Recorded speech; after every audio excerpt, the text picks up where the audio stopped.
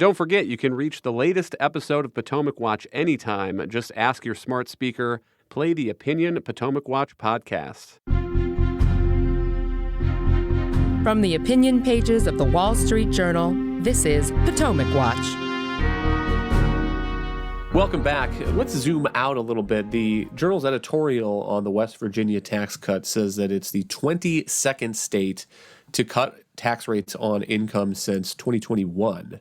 And so if North Dakota succeeds, if the North Dakota Senate passes that income tax cut, and there are some other bills percolating in the Senate involving some property tax relief, so it's not clear what compromise the Senate will eventually come to, the legislature in North Dakota will eventually come to. But if they make some income tax changes, I guess that would be the 23rd state. I don't know if we're counting Michigan in this, if that was a pre-existing law, but it is a remarkable trend, I think. Almost half of states reducing their income taxes in really a period of 2 or 3 years. And Monet, I wonder what you attribute that to. Some of it seems to me, is this competition among states, maybe renewed competition as states know that the workforce is more mobile. Work from home has really increased amid the pandemic, and there's a real competition for workers coming. Another thought I would throw out is the cap on the federal deduction for state and local taxes that was part of the President Trump and Paul Ryan tax reform. Because if there's a cap on that, then state capitals raising taxes are not able to tell their voters that they can deduct some of that cost at least on the federal return. If they're going to raise $1 worth of revenue, they have to inflict $1 worth of pain on their taxpayers. It's not subsidized the way that it used to be. And then I guess a third thought is just that the economy has been pretty good zooming out of the pandemic. Tax receipts in a lot of places have been high. They've been bolstered by all of this COVID aid. And so there are some states who look at that and they see an opportunity for spending, and there are others who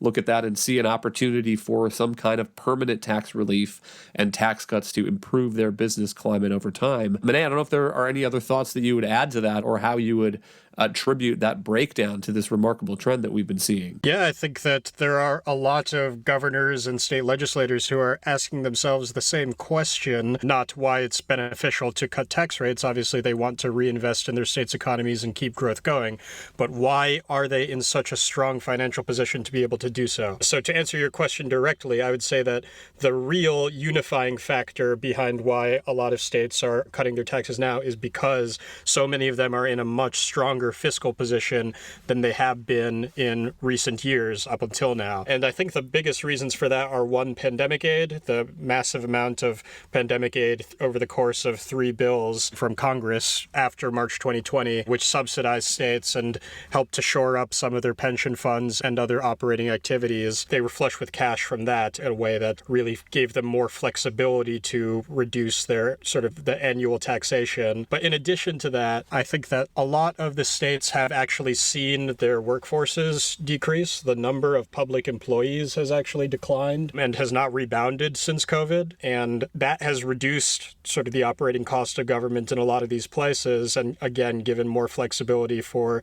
these governors to say that they're going to cut their tax rates. I do think that the SALT deduction cap also has had some effect, but it is interesting to see that some of the states with the highest rates of taxation, which were hurt the most by SALT, actually have been the ones that haven't joined the rush of tax cutting. Those are states like California, New York, which have extremely high annual expenses and so find it very difficult to reduce their taxes even when there's a massive popular demand for it. And so I think that all of those factors together are contributing to it, and so far it doesn't show any signs of slowing up. Monet, you mentioned the number of public employees, and I also wanted to ask you about your recent interview in the newspaper with Philip Howard. He's the author of a new book called Not Accountable: Rethinking the Constitutionality of Public Employee Unions. He was also recently on a Potomac Watch podcast episode. If listeners want to find your print interview, the headline on it is Public Unions versus the People. But I bring this up because recently we've gotten a news story, a great example of, I think, Howard's thesis that union paralysis is part of what is making America's cities ungovernable. I would point to this dispute about schedules with the New York City Transit Union, and I wonder if you could spin that story out for listeners. Absolutely. In December, the Metropolitan Transportation Authority, which is the organization organization in New York City that manages the subway put together a plan to change the schedules of the subways around the new ridership habits. So, of course, now we're almost 3 years in to long-time experiment in huge numbers of New Yorkers working from home a lot of the time or working on hybrid schedules. And what that means is that there are many fewer people riding the train on Mondays and Fridays, which are the most common days for work from home. But we have seen a pretty big rebound in ridership on Tuesdays, Wednesdays, and Thursdays, and also on the weekends when you have tourists and families coming in to visit the city. So basically, the MTA created a plan to run fewer trains on Mondays and Fridays, more trains on the busier days when people actually need them. And they did this, they believed, within the constraints of what their workers needed, which is to say they weren't running fewer trains altogether, and they weren't reducing workers' hours, and so their updated plan wasn't going to have any impact on workers' actual pay. But the Transit Workers Union still rejected the plan because they said that their employees were used to working a certain schedule and that it just would be too much of a hassle for them to adapt. And so the dispute went to a labor arbitrator, and just last week that arbitrator decided in favor of the union. So he struck down the MTA's plan, invited them to submit another one, which the MTA hasn't yet done. But as you said, it is an incredible illustration of exactly how these unions operate. Their goal often is to prevent any change, basically to exert as much power as they possibly can over their employer. And even subtle common sense changes, which would benefit riders and benefit the city by saving money, they will stand in the way of, despite the fact that it costs them little to nothing. And the result of this, I guess, is more trains running mostly empty on Mondays and Fridays, and fewer trains on the weekend when you have rising tourism back and a lot of people trying to get on the subway to get where they're going, to a show, downtown, to a museum. And where is Mayor Eric Adams on this story? It seems to me that you could rally the public to make the kinds of consumer-friendly changes that we're talking about here. And I get that many of these democratic cities, the unions are what you need to get elected. You need that organization, you need that support, you need those donations. But in my view, this is akin to temptation on both sides of the aisle, is to see public programs as jobs programs. I mean, the subway exists to provide subway service to people in a way that is most accessible and convenient to the riders. Same thing I would say with the highway programs. You have a highway program, and its job, in my view, is to build a highway, a good highway, at a low cost. And instead, you have politicians who are putting all sorts of mandates on them, Buy America programs. And I don't understand why the reaction is not to try to build the highway in as cost-effective a way as possible. And then you can lower taxes. And the jobs program wouldn't have to be some political mandate Buy America program. It would be the fact that we have a robust private economy with low taxes in this state, in this country. So let me give you the last word on this subject, Monet. But what do you make of Philip Howard's idea that there is an unconstitutionality to these public unions, at least the way they're operating in our modern world, and that there could be a lawsuit brought to challenge them? And I suppose maybe the answer depends on whether you're talking about the federal side of things or the state and local side. Yes, I think that you hit the key distinction right there at the end. For starters, there definitely is an incredible problem with the way that these labor contracts constrain the ability of elected representatives and their staffs to govern, whether it's the subways, whether it's constructing a highway or any other kind of infrastructure.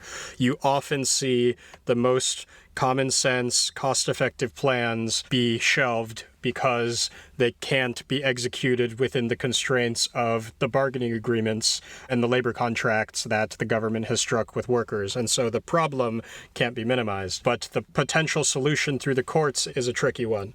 I do think that there's a plausible case that the federal bargaining does violate the president's ability to manage his staff in the way that he chooses. Basically, that the president does not have the ability to contractually divest himself of management power, and the way that these bargaining agreements make it difficult to fire federal employees could theoretically be interpreted by some judges as too big of a divestment of the president's authority over his staff.